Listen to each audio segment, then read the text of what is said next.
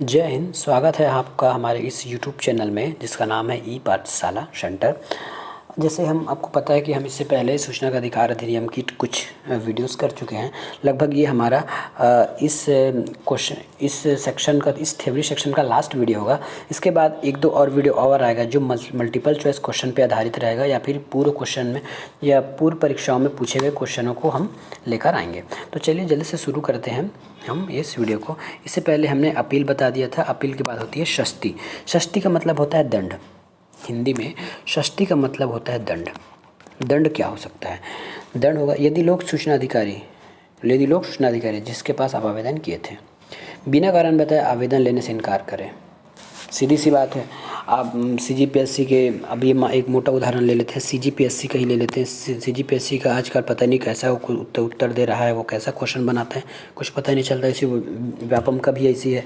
यदि आप वहाँ सूचना का अधिकार लगाने गए कि किस किस क्वेश्चन में क्या क्या नंबर, कितना कटा, क्या है, कैसे है, आप अपनी क्वेश्चन का आंसर शीट लेने के लिए गए और आपको दूर से ही भगा दिया, बिना कारण बताए आपका आवेदन नहीं लिया, बिना कारण बताए आपका आवेदन स्वीकार नहीं किया, या सूचना समय में नहीं दिया, आवेदन तो ले लिया, सूचना समय में नहीं दिया, गलत या भ्रामक सूचना दे दिया, पता नहीं आप 50 क्वेश्चन सही था, आपको उसमें से 40 सही बता दिया, इस प्रकार भ्रामक क्वेश्चन हो गया, गलत हो गया, तो आवेदन प्राप्त होने की सूचना देने से सूचना देता है तो उसको दंड क्या होगा? तो आवेदन प्राप्त होने या सूचना देने के दिन से 250 रुपया प्रतिदिन दंड देना होगा उनको। कब से? आवेदन प्राप्त होने या सूचना देने के दिन से। अब इसमें कुछ केसेस हैं, ये देख लीजिए। यदि वो समय सीमा पर आपको सूचना नहीं देता तो पहली कंडीशन ये है कि आवेदन प्राप्त होने से। यदि आवेदन जैसे ही आपने 1 तारीख को आवेदन कर दिया और 30 तारीख तक आपको कोई सूचना ही नहीं दिया, कोई कारण ही नहीं बताया कि दिया जा सकता है, नहीं जा सकता, क्या है, सब चीज़ नहीं बताया लिखित में, तो आप 250 रुपये उसको प्रतिदिन दंड होगा, है ना। या फिर सूचना दे दिया, गलत या भ्रामक सूचना दे दिया, तो जैसे ही पारित होता है कि उसने गलत सूचना या भ्रामक सूचना दिया है तो उस सूचना देने के दिनांक से भी उनको 250 रुपये की दंड लग सकता है। और ये जो दंड है अधिकतम 25,000 तक ही होगी। जैसे उसको डेली 250 रुपये का दंड लग रहा है, तो वो दंड कब तक चलेगा इसकी कोई बात तो नहीं है, लेकिन वो अधिकतम 25,000 तक ही होगी। 25,000 से ऊपर उसका दंड नहीं होगा। लेकिन इन सभी बात के रहते हुए किसी भी अधिकारी को, लोक सूचना अधिकारी को, उनको ये दंड लगाने से पहले शासन उनको ये दंड लगाएगा और ये दंड लगाने से पहले उस लोक प्राधिकारी को सुनवाई का अवसर जरूर देगा।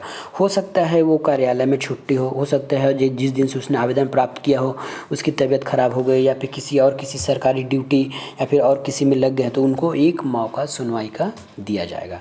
यदि सुनवाई करता, यदि उसको सही पाया जाता है तो उसको दंड नहीं देगा, लेकिन अन्यथा उसको प्रतिदिन 250 रुपये का दंड देना होगा और अधिकतम 25,000। तो ये क्वेश्चन आपका बन सकता है कि मिनिमम दंड कितना होगा और अधिकतम दंड कितना हो सकता है। चलिए आगे देखते हैं। ये लास्ट अध्याय है 6। प्रकरण का मतलब होता है विभिन्न, अलग अलग, इसका कोई स्टिक नहीं होता। तो इसमें एक धारा है, धारा 21 में लिखा है सद्भावना से की गई कार्रवाई का संरक्षण। यदि आप इस अधिनियम के अंतर्गत किसी अच्छे काम के लिए कोई कार्य किए हैं तो उसको लिए आपको संरक्षण दिया जाएगा, उसके लिए आपको किसी प्रकार का दंड नहीं लिया जाएगा। इसको ये समझ लीजिए, जैसे ही आपने को कोई आवेदन प्राप्त होता है, 30 दिन के भीतर कोई लोक सूचना प्राधिकारी सूचना नहीं दे पाया, लेकिन वो किसी अच्छे काम में रुक गया, मतलब सरकार की कोई योजनाएँ हो गई और कुछ होगा, इस प्रकार के अगर कार्य में व्यस्त हो गया तो उसमें कोई उनका दंड नहीं लगाया जाएगा। न्यायालयों की अधिकारिता का उल्लंघन, न्यायालयों में आप अपील नहीं कर सकते। धारा 21 का एक शब्द है, आप न्यायालय में इसका अपील नहीं कर सकते। अपील के लिए आपको 2 ही जगह मिलेगा, एक है प्रथम अपीली, दूसरा अपीली, और द्वितीय अपीली में जो फाइनल कर दिया गया वही होगा। उसके लिए आप supreme court, high court, district court, इस प्रकार का कोई ट्रिब्यूनल कोर्ट में नहीं जा सकते, ये धारा 23 कहता है। धारा 24 का कहता है इस अधिनियम की कतिपय मतलब होता है कुछ, कतिपय का मतलब होता है कुछ कुछ संगठनों को लागू ना होना। कुछ संगठनों मतलब हमने पहले ही इसके पढ़ा चुके कि इसमें कुछ संस्थाओं को छूट दिया गया, जैसे अनुसूची 2 में एक बहुत सारी लिस्ट दिया गया है जहाँ पे वो छूट दिया गया है, तो उसमें यह रूल लागू नहीं होता। ये हो गया। दूसरी बात है, केंद्र राज्य लोक सूचना आयुक्त के अनुमोदन के उपरांत 45 दिन के भीतर, पढ़िए, यदि मानव अधिकार उल्लंघन की बात है, यदि मानव अधिकार की उल्लंघन की बात यदि आती है तो केंद्रीय राज्य सूचना आयोग के आयुक्त अनुमोदन के उपरांत 45 दिन के भीतर आपको सूचना दिया जाएगा। इसका कहने का मतलब यही है। आगे चलते हैं।